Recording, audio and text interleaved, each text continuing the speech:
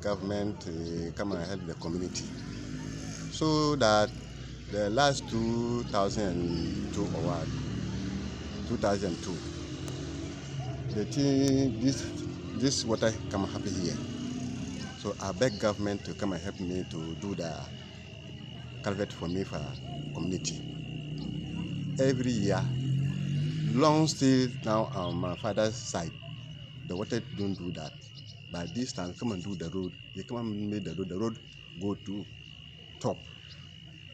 They raise the road. They raise the road is big.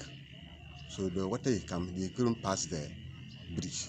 So I beg government to come and do the culvert for me on the community. So I beg government to come and do it. So several times, this year is a second time. So I beg them to come and they didn't come and help me, didn't do that again. So I need for the culvert to come and do the bridge for me. So the government, the community, this year is several times, second time. So I beg government, they come and help me, the community. In my house, I don't have a room to come and sleep here.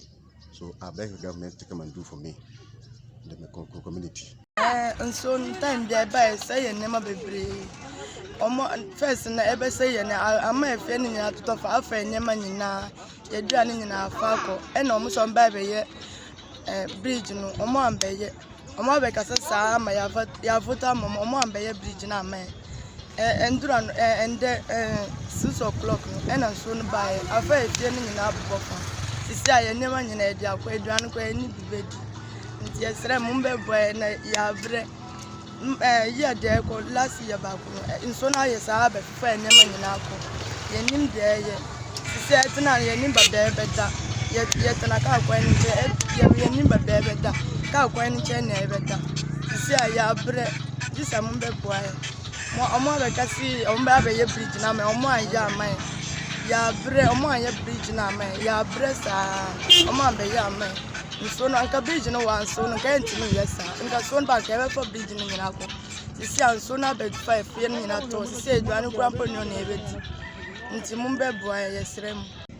Last year ensuo sa ba aba say hapoto anope 6 going to 7 yet one ensuo no ba ye di mobo yesra ban ye nkoto begu fom onchene ni emla mehwe ne ye ble bridge no ewo ha no ye nkoto di from ye panacho so baba ye bridge na obi abenya hoto nti ye panacho onhwe ye ni aban cho ani mbehwe wai cho ani hwe na ye ble ye to kwa no pay esa mesino fu mesole so ye ka benku ensuo no ba na ye bebe fai ye banku ne ne dance ni nyina ekwa ye to ye ni aduane kom ne de ye nya aduane a ye bedi na ensuo asawa be se ye nkoto di from ye sra aban so hwe ni mo mo aye